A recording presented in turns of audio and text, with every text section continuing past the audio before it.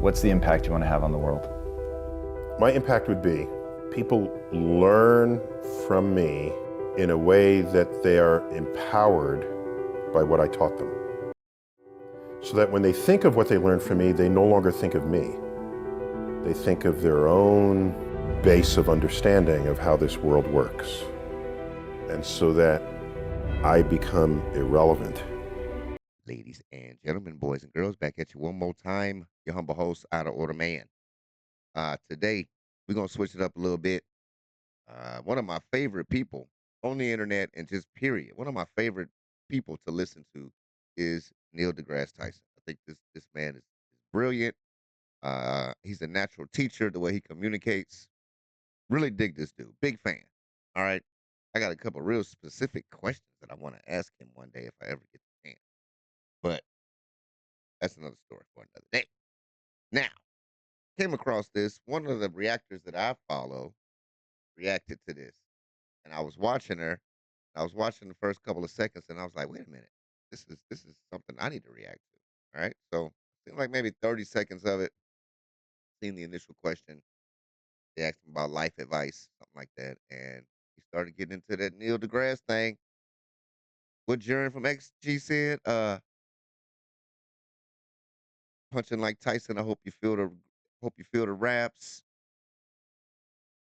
Spaced out, but I'm grounded like I'm near the grass. Something in a kneel to the grass, something like that. So fast. Anyway, let's see what you're talking about, sir. I'm Out Order Man. If you like the content, hit the like button, subscribe. I'm gonna keep saying it. YouTube is saying only 20% of y'all are subscribed. I do it too. I rock with a channel for years, and then I'll be like, damn, I ain't even hit the sub button.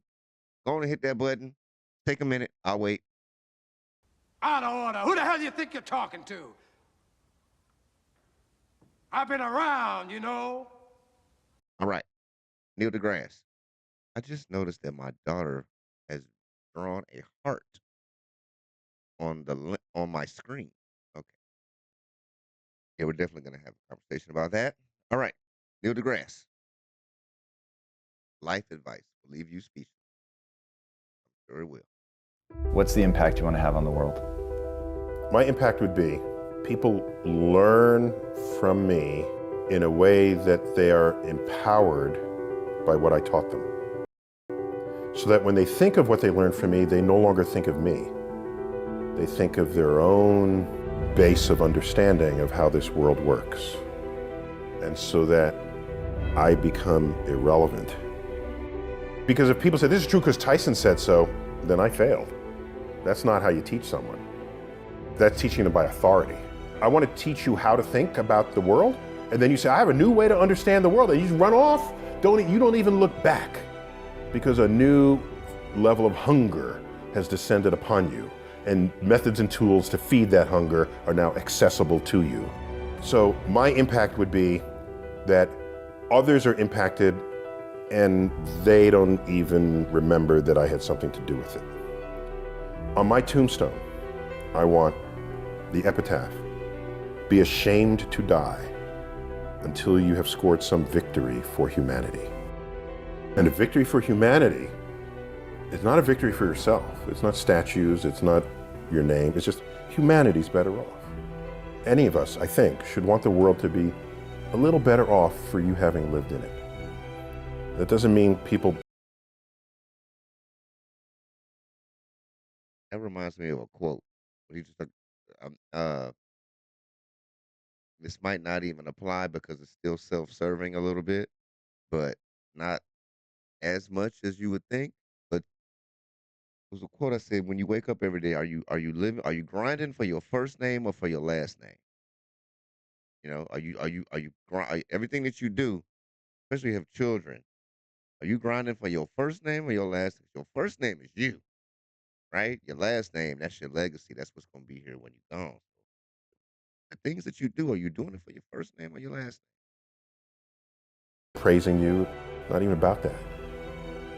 So what do you have to give with no expectation of return? No one ever told me that I had to search for meaning in life. Many people look for meaning in life, as though it's going to be under a rock or behind a tree. And I'm thinking to myself, you have more power than that. You have the power to create meaning in your life rather than passively look for it. So for me, I create the meaning. And meaning to me is, do I know more about the world today than I did yesterday? That enhances meaning for me. By whatever powers I have available to me, have I... Looks like he was on Arsenio right there. That doesn't look like the backdrop for Arsenio. It's definitely not Arsenio. lessened the suffering of others? Or the corollary to that would be, have I enhanced the life of others? And I don't mean, have I devoted the whole day to doing that? Then I would be ignoring myself. But if there's some small gesture that I can do that can completely add value to someone's life, I'm going to do it. Because the leveraging of 10 minutes of my life into the happiness or enlightenment or the reduced suffering of someone else, I'd be irresponsible if I did not. If Einstein were here and we're talking with Einstein, we could talk to him for hours and hours and hours. And you know what question will never come out of our mouths?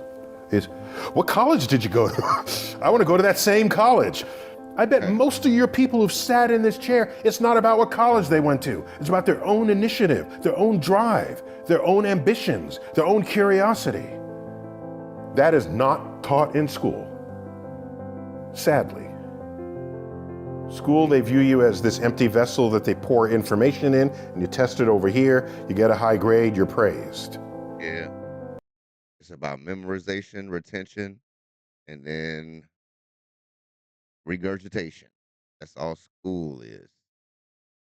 My daughter was so stressed out, she had to take this test a week or so ago, and they base like, I don't know what, some crazy percentage of your grade on this one test that everybody has to take, and they prepare for it. And my daughter was stressed. My daughter was in the second grade, and she was like, "Dad, what if I don't pass this test?"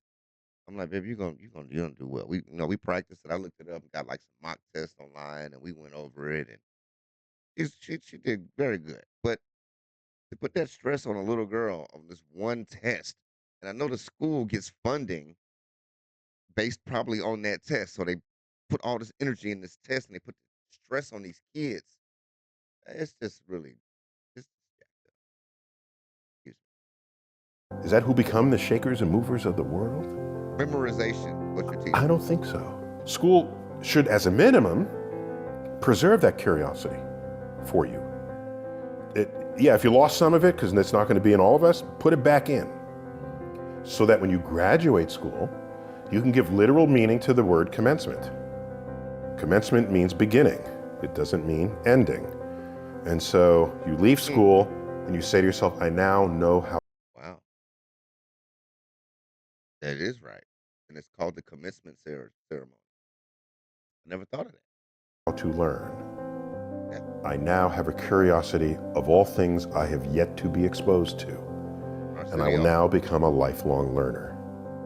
Without that, you become ossified in whatever was the body of knowledge that existed the day you graduated. Ossified? What's that word? Ossified. And you will lead a life always looking back. Like words. I learned a dope word yesterday. It's called, write it on my board, apotheosis. I heard that say, oh, every time I hear a new word I've never heard before, I'll be like, oh, something goes off my, apotheosis. It means like to become godlike. Apotheosis. At that time, without continuing to grow who and what you can become in life. What was it about your dad that impacted you so much that you still carry today? For me, at least, was what level of wisdom did he glean in his life and then successfully communicate to me, either by example or by just explicit statement. For example, in high school, he was in gym class and they were lining up and they were about to enter the next athletic unit, and it was track and field. And the gym instructor pointed to my father online and said, Cyril Tyson, everyone look at him, he does not have the body type that would excel in track. And they used him as an example. And he says, what? No one is going to tell me what I can't do in my life. And he used that as a reason to start running. And he started track in that moment. He decided that one of his next tasks in life would be to take up running and excel at it. Within a few years of that, he became world class. At one time, had the 5th fastest time in the world. In the middle distance, they don't run this anymore, 600-yard run. In 1948, the Olympics was not yet ready to come back to us because we're still roiling from the Second World War. Instead, there was still an Olympics. It was called the GI Olympics, and it was held in Hitler's stadium. So he competed in Hitler's stadium in the late 1940s, and just one of the great memories of his life. But the reason I'm saying all of that is they were competing against the New York Athletic Club. In the day, once you graduated college, you needed some sanctioning body to compete with. So there were athletic clubs. The New York Athletic Club at the time accepted only white Protestants. So there was another club called the Pioneer Club, which took everybody who was not accepted to the New York Athletic Club, which was basically blacks and Jews, is really what that came down to. And his best friend, Johnny Johnson, okay, was coming around the back stretch, might have been the quarter mile, coming on the final straightaway. And a runner from the New York Athletic Club is a few paces behind him. And Johnny Johnson overhears that runner's coach say, "Catch that." And he overheard this. And so what did he say to himself? He said, this is one he ain't gonna catch. And that extended his lead to the finish line. Yeah. And he tells this story not with any bitter tone. So he never had that kind of tone when he shared those stories with us. It was, here's an occasion to parlay what today might be called a microaggression into a reason to excel. Definitely not a microaggression. Even Macro. more than you had expected of your own abilities and talents.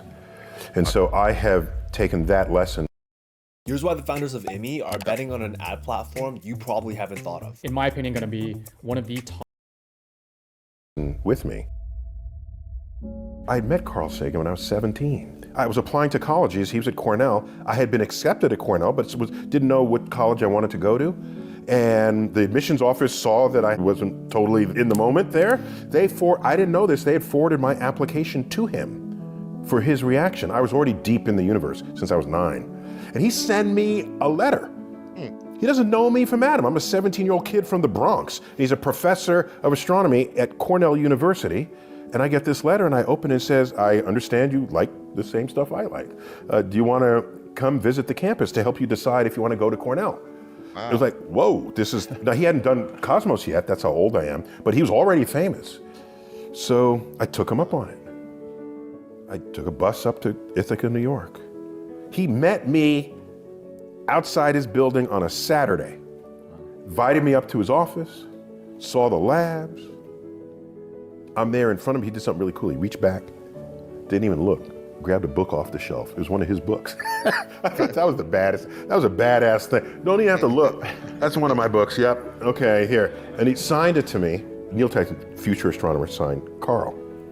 Later in the day, I'm ready to go back to New York. It begins to snow, as it does often in December in Ithaca. And he says, here's my home number.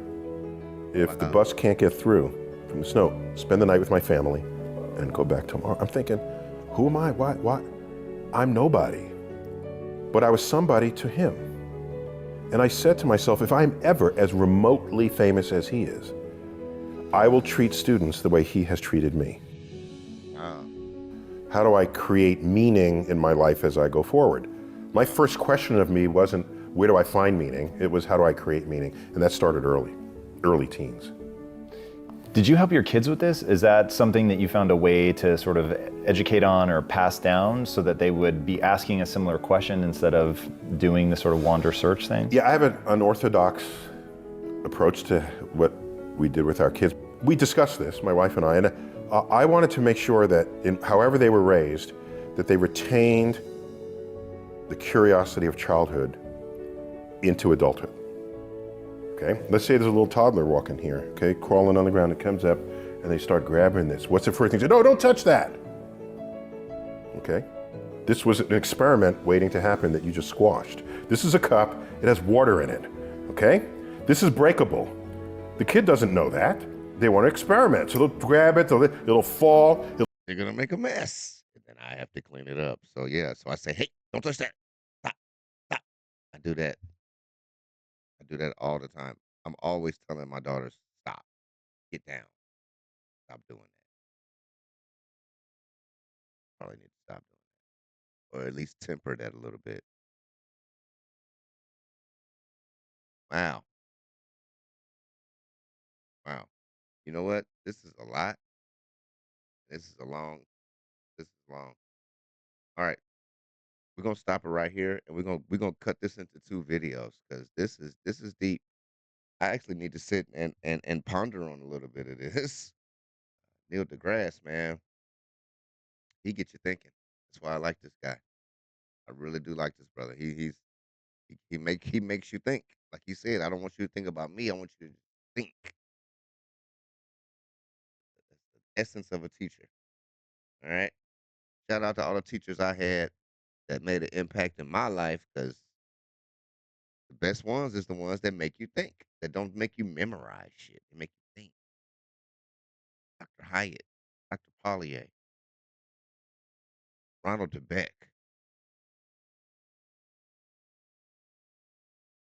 This is Dr. Seligman. I've had some teachers that I still remember that made me think. All right, rambling once again. What I do. All right, I'm out of order, man. If you like the content, hit the like button, hit the sub, hit the hype button, hit all that. Hey, we on the road to 5K. All right, we pumping this out. We love y'all. We out.